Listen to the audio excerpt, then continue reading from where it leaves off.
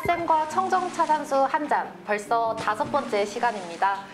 이제 벌써 연말인데 공기도 많이 바뀌고 날씨도 바뀌고 또 이제 계절감도 많이 바뀌었는데 혹시 연말 계획이 찻샘 어떻게 되시나요? 뭐 연말에도 요즘 코로나가 아직 완전히 없어지지 않아서 네. 특별한 계획은 세우지 않고 저는 뭐 웬만하면 이제 사천에 가서 따뜻한 데 가서 좀 보내고 올까 합니다.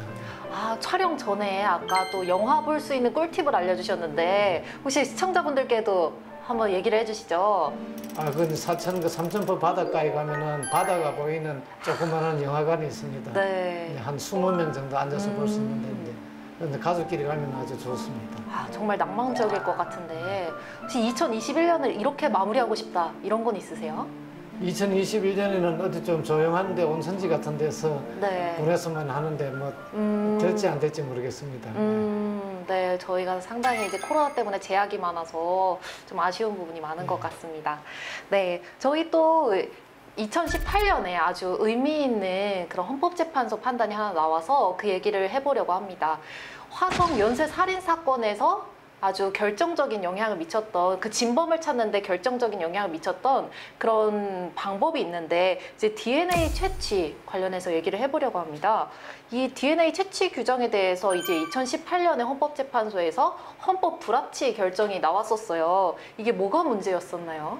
예, 이제 제가 헌법재판소가 1988년에 설치되었을 때 네. 제일 먼저 이제 판사로서 파견돼서 근무를 했습니다. 네. 그래서 이제 헌법재판소 초기 단기에 이제 정착하는데 상당히 애를 많이 쓴 기억이 지금 나고 있습니다. 근데 DNA 채취 규정은 이제 DNA라는 것이 사실 이제 과학의 산물 아니겠습니까? 그렇죠. 그래서 이것을 이제 채취해서 범죄 예방과 또 수사에 활용하면 좋겠다는 생각을 해서 이제 규정을 만들었습니다. 그런데 이제 그 목적은 좋지만 또 그 절차가 또 적법 절차를 밟아야 되는데 이제 그때 당시 적용되던 법률이 그와 같은 적법 절차를 제대로 충족했느냐 이것을 가지고 이제 피고인들이 이제 다투었기 때문에 헌법재판소에까지 이제 심리 대상이 된 사안입니다.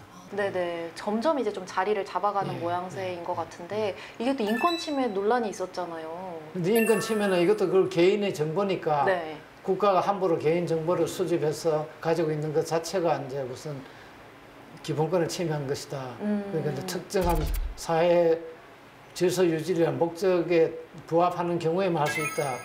그런데 이제 이 법률의 경우에 과연 그러냐 하는 것이 문제가 됐습니다. 근데 이 사건의 경우는 이제 피고인들이 뭐 살인이나 뭐 강도나 이런 것은 좋은데 우리는 그냥 노동운동을 하다가 건조물에 들어가는 것인데 무슨 재범의 우려도 있는 것도 아닌데 왜 채취하느냐 네. 하고 이제 헌법 그 재판소에다가 이제 소송을 낸 것입니다.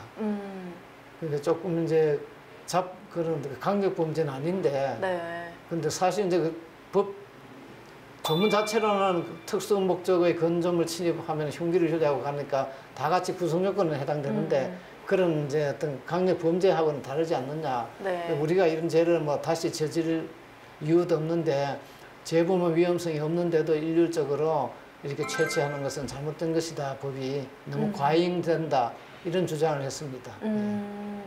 그러면은 헌법재판소에서는 어떻게 판단을 내렸나요? 예, 이제 이 주장에 대해서는 네. 다수 소리가 소수설이 나눠졌습니다. 이제 소수 의견에서는 재범의 위험성이 있는지 없는지도 따져보지 않고 네. 일률적으로 채취하는 것은 잘못됐다는 이제 위헌 의견을 냈고 네. 이제 다수 의견은 어차피 이제 판사가 영장을 발부해서 이제 채취를 하는 것인데 영장 발부 단계에서 재범의 우려가 있는지 없는지는 심사를 할 것이다. 그러니까 법률에 꼭 규정이 없다 하더라도 그건 이제 현실적인 실무에서는 다 이제 그것까지도 판사가 고려해서 하니까 헌법에 위반되는 것은 아니다. 이렇게 이제 판단을 해서 그 부분은 합헌이 됐습니다. 네.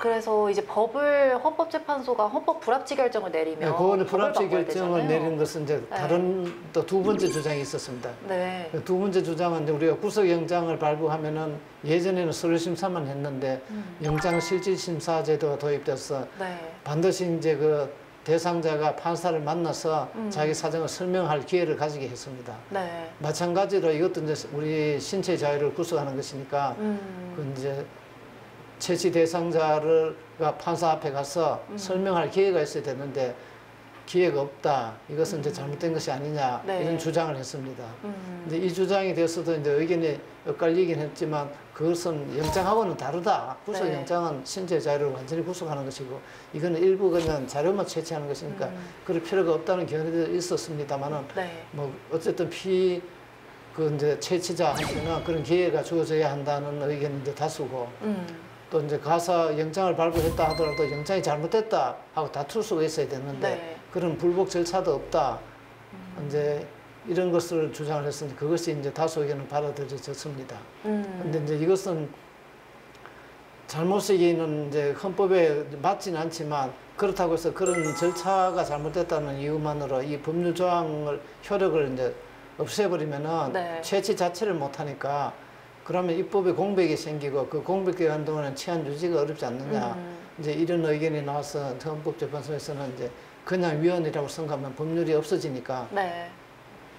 입법자한테 이제 얼마의 기간 동안 유예를 주고 그때까지 개정을 하라. 네. 그때까지 안 하면은 이제 효력을 상실한다. 그렇지만 개정하면은 개정된 법률을 가지고 시행하면 된다 해서 이제 헌법 불합치라는 선언을 했습니다. 근데 사실 이제 헌법 불합치라는 개념이 사실 낯선 개념입니다. 네. 그래서 이제 제가 초기에 이제 헌법재판소 가서 그 이제 헌법연구원을 하면서 그때 이제 소장님도 독일, 일본 여러 가지 이제 자료를 보시면서 법률이 헌법에 위반된다고 해서 바로 무효가 되는 것은 아닌 것 같다. 네. 좀 연구를 해보자.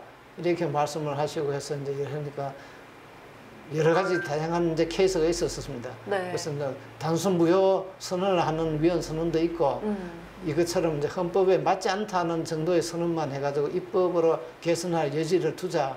이런 것은 헌법 불합치 결정이라고 해서 헌법 불합치도 하고 이렇게 다양하게 하기로 그때 연구가 되어서 이제 네. 이 사건의 경우에도 법률 자체는 괜찮으니까 절차만 보완을 하자. 그래서 이제 불합치 결정을 하게 된 것입니다. 아, 네. 그렇게 돼서 이제 당사자의 의견 진술권도 좀 보장이 그렇죠. 되고 그 뒤에 이제 법이 절차도. 개정돼서 이제 네. 그거 다 해결이 됐습니다. 아, 너무 신기하네요. 이제 초창기 헌법재판소 초창기 멤버셔서 그렇습니다. 그래서 저도 헌법 불합치 네. 선언을 한 것이 이게 참 네. 저도 참 아주 다행이다는 생각도 합니다. 아, 네. 그래서 헌법 불합치라는 거를 또 만드신 예, 또 그렇죠. 계기가 예, 또 예, 된 예, 것도 있고. 그러면은 저도 궁금한 게 이게 예전에 이제 또 낙태가 죄인가 죄 아닌가 이런 거를 또 헌법재판소에서 판단한 적도 있고 예. 또 이것도 DNA 채취도 그렇고 이게 만약에 예를 들어서 이게 입법이 또 개정이 이 헌법재판소에서 내린 기간 안에 이걸 하지 않게 되면 어떻게 되는 건가요? 그것이 이제 헌법재판소의 가장 큰 딜레마죠. 네. 이제 그걸 고쳐주면은 다 스무스하게 되는데 네. 그 기간이 지났는데도 안 고치고 그런 경우도 이제 이렇게 해서가 있죠.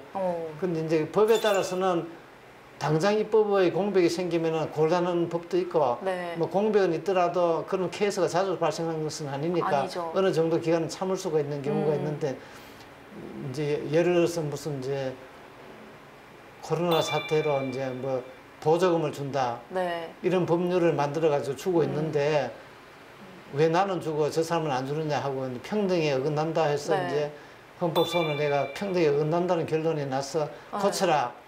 근데 당장 무효라고 하면 받는 사람도 못 받으니까 네. 이 사람까지 넣어서 줄 것인지 다 안 줄 것인지 뭐 그런 것은 이제 국회가 입법자가 결정하는 그 문제이기 때문에 헌법재판소가 하라고는 할 수가 없죠. 네. 근데 이제 이렇게 해서는 헌법 불합치를 하는데 그래도 안 고치면은 그럼 어떻게 되는 거예요? 그런 받는 사람도 결국 나중에 못 받게 되죠. 그런 이제 딜레마. 그러니까 독일에서도 이제 공무원 보수법 같은 경우를 이제 예를 네. 드는데 그 보수법을 당장 무효화시키면은 당장 월급을 못 주잖아요. 네. 그래서 헌법 불합치를 해서 고치라고 하는데 그래도 안 고치면 어떻게 하느냐. 네. 근데 그거는 이제 헌법재판소와 같은 사법의 영역이 아니고 정치의 영역이니까 아, 이제 결국 국민의 여론에 의해서 이제 정치권에서 이제 그 여론을 반영해서 하는 수밖에 없다. 이제 뭐 그렇게 아마 아직까지는 생각하고 있는 것 같습니다. 그렇죠. 아직까지 제가 보기에는 그런 케이스는 없었던 것 같긴 한데 있었나요? 근데 뭐 그렇게 심각한 문제를 생기는 사안은 우리나라는 없었는데 네. 이제 이 기한까지 못 고치고 있는 것은 아직도 아마 상당히 있는 것으로 그래서 국회에서도 항상 그게 있는 문제가 되고 있죠. 문제되고 있는데 그건 다행히 네. 뭐 그 법을 적용하는 케이스가 빈번하고 온 국민한테 영향을 미치는 그런 것은 아니기 때문에 이제 뭐 넘어가고 있는 거 아닌가 생각합니다. 그렇구나. 네, 개정을 해야 하는 주체는 누군가요? 그럼 요번 이제 헌법재판소 그 결정문을 자세히 읽어보면은 입법자는 언제까지 개정하라 이렇게 해서 네. 그 표현을 입법자라고 하고 입법자라고 있습니다. 하죠. 우리가 보통 네. 법률을 하면 국회가 하는 걸로 하고 있는데 사실 법률은 이제 행정부하고 국회가 합동해서 고치거든요. 네. 개정, 제정. 왜냐하면 이제 제안권은 기본적으로 이제 행정부에 있고 또 이제 통과는 국회를 하지만 또 공포는 또 행정부에서 하고 그래서 이제 그 입법부와 행정부 합쳐서 입법자라는 이제 개념을 만들어서 네. 이렇게 이제 표시를 하고 있습니다. 그러니까 그러네요. 사실은 이제 네. 국회도 우리 책임이다, 100% 아니다, 행정부도 100% 아니다 이렇게 이제 미룰 수도 있는데 하긴 하지만 뭐 어쨌든 우리 헌법 제도와 법률의 제정과 개정은 이제 행정부와 입법부의 이제 합동 작업이다 이렇게 네. 봐서 입법자라고 하고 있습니다. 아. 그 아주 특수한데 별로 주의를 안 하시긴 하지만 이제 그렇죠. 그러네요. 예. 입법자라고 하면은 이제 뭐 법안을 개정한다든지 이러면 보통 국회의 그렇죠. 몫으로만 예, 생각을 예, 하는데 예. 사실 그 입법부와 행정부가 같이 입법자 역할을 그렇습니다. 하는 예, 거다. 그렇습니다. 또 네, 그렇게 얘기를 해주셨네요. 예. 그 DNA 채취 이 규정 관련해서 혹시 차쌤의 의견 혹시 어떠세요? 저는 뭐 네, 당연히 이제 이와 같은 규정은 이제 우리가 많이 보완해서 또 네. 과학이 발달하면 발달할수록 무고한 사람이 처벌되지 않으니까 이제 이런 과학 기술이 발전함으로써 형사 사법이 훨씬 더 이제 명쾌하게 해결되는 것은 아주 다행스럽게 생각을 하죠. 네. 사실 저희들이 이제 초임 법관실 이럴 때 살인 사건 나면은 피해자가 죽어버렸으니까 증거 찾기가 사실은 어려워요. 네. 이제 물론 이제 시체는 모든 것을 다 말한다 하고 법의학에서 이야기하지만 그럼 이제 우리가 옛날에 유죄 무죄 왔다 갔다 한 것은 또 그 법의학이라고 해서 100%만 그게 이제 확정된 건 아니거든요. 그래서 이제 어려운 사건이 생기가 했는데 이제 이런 DNA 같은 것은 이제 거의 뭐 99.999%라고 하니까 네. 이제 아주 이제 좀 형사사법에서도 획기적인 이제 그 증거 능력 방법을 찾게 된 것이죠. 네. 이제 시청자 여러분들도 이제 DNA 채취 관련해서 조금 더 자세히 알게 되셨는데 이제 형사 사법 체계 같은 것에도 많은 관심을 가져주셨으면 좋겠습니다.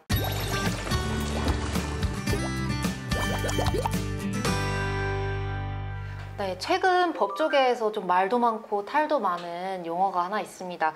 바로 법조 일원화 이야기인데요. 이 법조 일원화 뭔지부터 차쌤 설명 좀 부탁드릴게요. 예, 이제 법조 일어나는 것은 이제 원래 용어는 법조의 모든 이제 분야가 변호사에서 출발해서 네. 이제 변호사 중에서 이제 판사도 뽑고 검사도 뽑자 이런 것을 이제 법조 일어나라고 이제 이해를 하고 있습니다만 이제 우리나라에서는 종래의 법관 임용 방식과 다르게 네. 그 변호사로서나 또는 법조 분야에 일정한 기간 종사한 사람 중에서 판사를 뽑자 하는 것을 이제 법조 일어나라고 이제 이야기하고 있습니다. 그러네요. 판검사와 이제 변호사 사이에 약간 벽을 좀 허무는 그런 제도가 아닌가 그럴 싶네요. 수도 있죠. 네네. 예.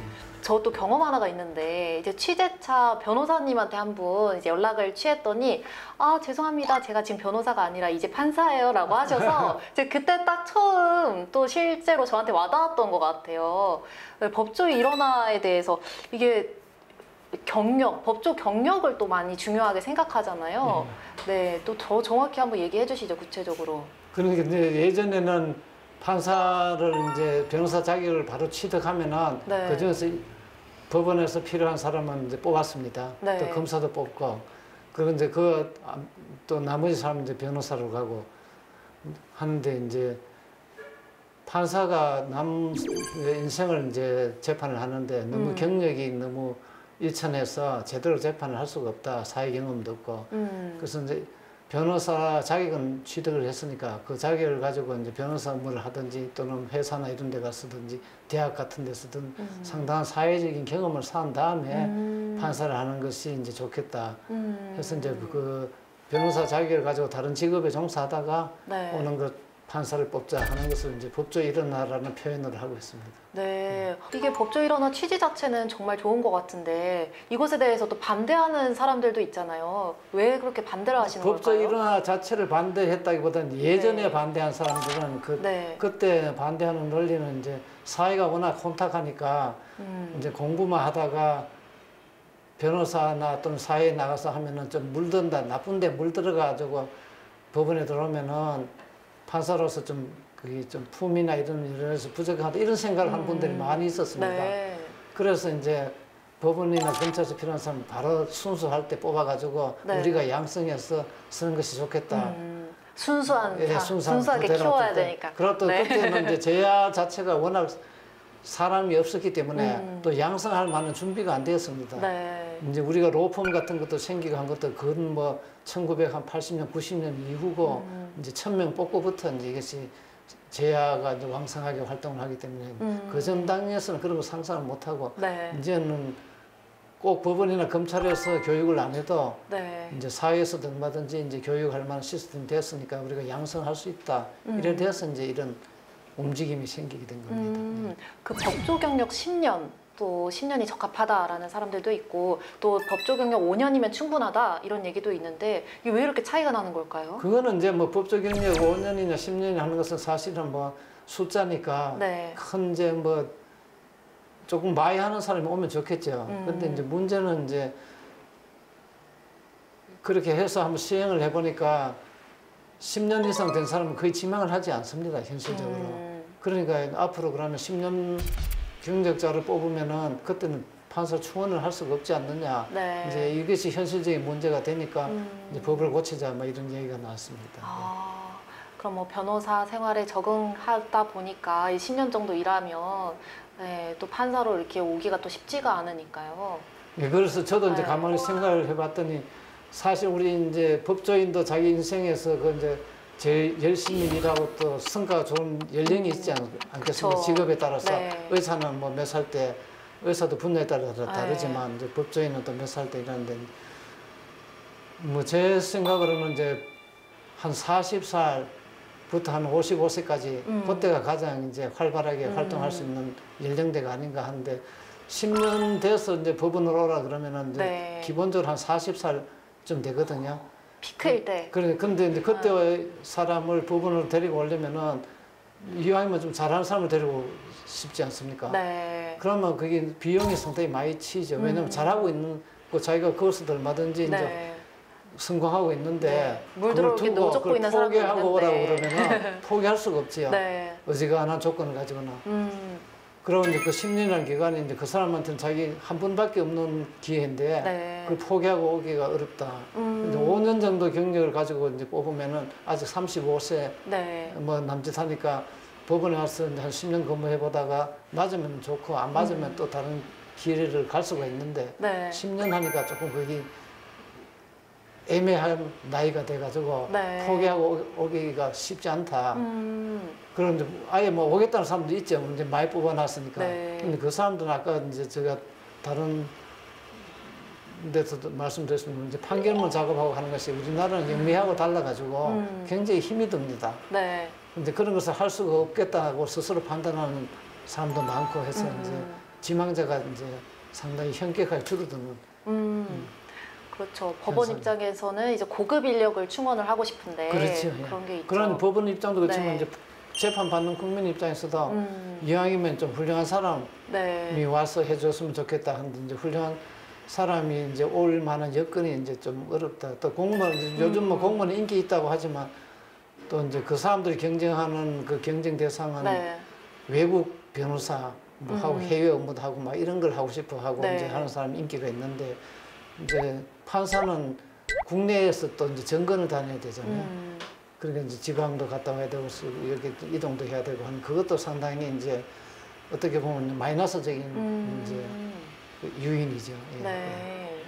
그렇구나. 조금이라도 어릴 때 와서 판사로서의 전문성을 좀 쌓고 예. 이렇게 했으면 좋겠다는 게 이제 법원의 입장인 것 그렇죠. 같아요. 법원에서는 네. 이제 오는 사람들은 이제 법원에 오면 사건이 많으니까 네. 자기 하고 싶은 걸 좀 다양하게 경험을 할 수 있다는 네. 것이 이제 장점이었는데 그것도 이제 로펌이 커지니까 네. 그런 장점은 이제 로펌에서도 이루어질 수가 있고 또 이제 로펌이라는 데 가서 이제 자기가 10년 되나면은 파트너급이 됐는데 네. 그것은 이제 성공한 사람은 새삼 이제 법원으로 들어올 유인이 많이 이제 줄어드는 거죠. 네. 시청자 여러분들도 법조 일원화 같은 또 이런 법조계 이슈에 대해서 관심 갖고 지켜봐 주시면 참 좋을 것 같습니다.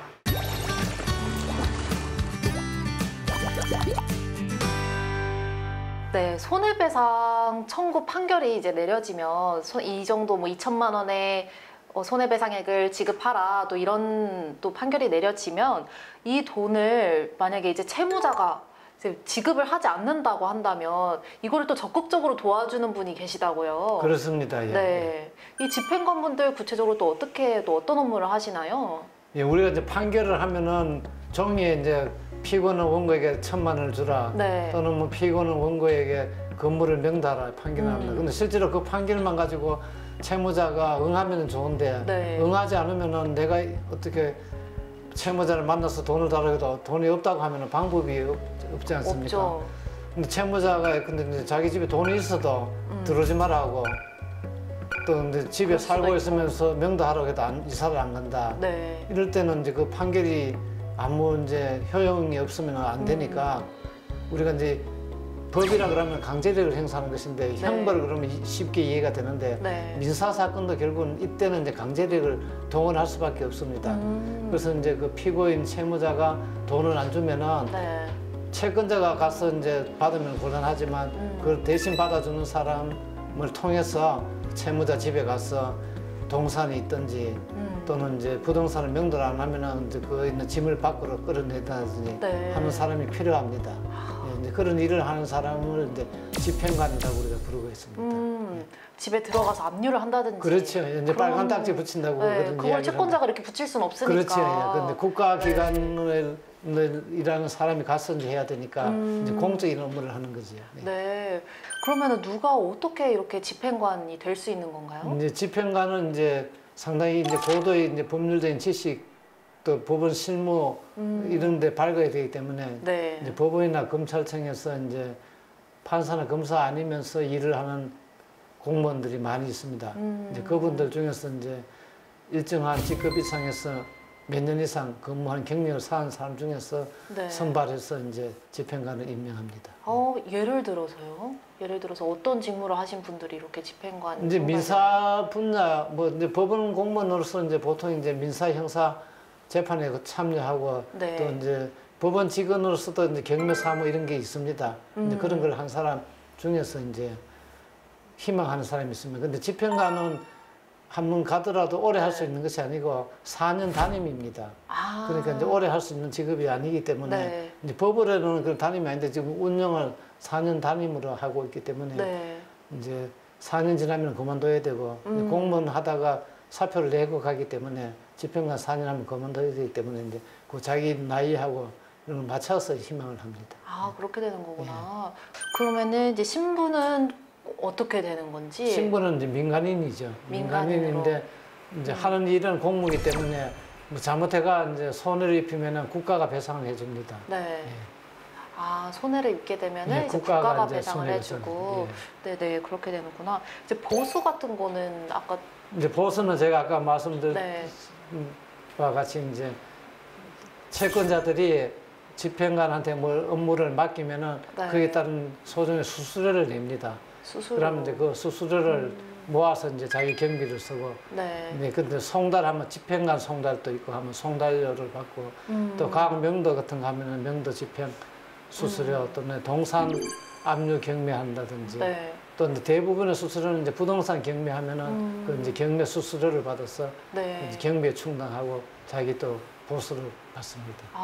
또 집행관분들이 이렇게 하시는 일들이 정말 많은 것 같은데 이 집행관의 좀 앞으로의 전망 또 어떻게 보시나요, 차쌤? 뭐 사실 이제 집행가는 것은 옛날에는 이제 집달리라고 그랬죠. 네. 그래서 이제 아주 옛날에는 이제 하는 일이 굳은 일이다 보니까 이제 좀 사회적인 인식이 이제 그렇게 좋은 밝은 인상을 주지 않기 때문에 딸 가진 사람들은 이제 의식적으로 안 하겠다 해가지고 네. 안 하기도 혼사길이 막힌다 해서 안 하기도 하고 했는데 이제 네. 한 1990년대까지는 그렇게 인기가 있는 직업은 아니었습니다. 네. 그런데 이제 IMF 이후에 이제 갑자기 이제 민사 사건이 폭주하고 이제 집행 사건이 굉장히 많이 생겨서 수입이 조금 이제 좋아졌습니다. 네. 이제 그때 이제 한참 이제 희망하는 사람이 많았다가 이제 최근에 와서는 이제 또 집행관 정원도 많이 늘어가 아마 전국적으로 한 450명 가까이 근무하고 있고 이제 사건은 거기에 비해서 이제 뭐 감소폭이고 네. 그래서 이제 그렇게 인기가 옛날처럼 이제 높진 않다 그런 이야기를 하고 있습니다. 아, 그렇구나. 네. 네. 그럼 이 시청자분들 중에서도 이렇게 집행관에 관심이 있으신 분들도 있을 것 같은데, 네, 좀 있으실까요? 모르겠습니다. 근데 집행관은 직업이 워낙 이제 네. 뭐 평생 직장이 아니고 네. 4년 잠깐 하는 것이고 네. 또 이제 아직까지는 이제 법원이나 검찰청에서 직원 중에서 이제 주로 임명을 하니까 아, 크게 일반 국민들이 이제 이것을 직업으로 삼수 해보겠다 하기에는 좀 어려울 것 같습니다. 네. 임명을 하실 때 있어서 좀 이제 뭐 울그락불그락 한다든지 이런 것도 좀 고려를 하게 되는 건가요? 뭐 이제 요즘은 이제 여성들도 이제 공무원으로 많이 진출해서 네. 여성분 중에서도 이제 집행관 하는 분도 있고 또 이제 그런 험상 굳은 뭐 인상이 있어서 되는 직업은 아니기 때문에 네, 그런 건 이제 고려를 안 하는 법률적인 이제 지식을 가지고 법률 하는 지식을 것이, 하기 기준으로 때문에 네. 그것은 뭐 큰 고려 대상은 아닌 것 같습니다. 아, 네네. 집행관이라는 이런 직업도 있으니까 또 많은 분들도 이렇게 법 쪽에 관심 많으신 분들은 또 이렇게 관심 갖고 지켜봐 주시면 또 좋을 것 같습니다. 네, 차쌤 오늘 정말 다양한 얘기를 나눴는데 이전에 또 DNA 채취에 대한 얘기도 하고 또 법조 일원화 얘기도 하고 또 집행관 얘기도 했는데 혹시 좀 어떠셨어요 오늘?